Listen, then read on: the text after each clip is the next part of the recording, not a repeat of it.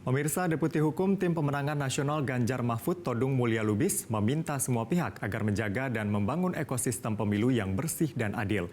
Dia meminta aparat netral dan tidak melakukan upaya-upaya yang dapat merusak kemurnian pemilu 2024.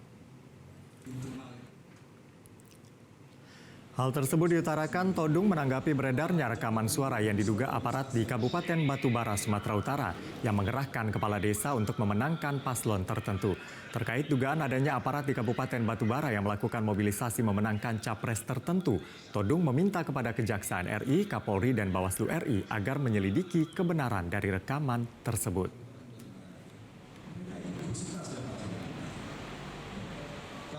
Menginvestigasi keterlibatan aparatnya dalam konspirasi. Saya juga minta kepada Jaksa Agung untuk melakukan hal yang sama.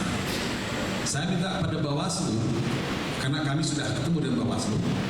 Bawaslu belum tentu menerima laporan seperti ini, tapi melalui media yang hadir di sini, saya minta kepada Bawaslu untuk proaktif mengambil inisiatif melakukan fact finding. Nah, kami dari TPN yang diwakili oleh teman-teman di TPD Sumatera Utara sedang melakukan investigasi, sedang melakukan fact finding. Jelajahi cara baru mendapatkan informasi. Download Metro TV Extend sekarang.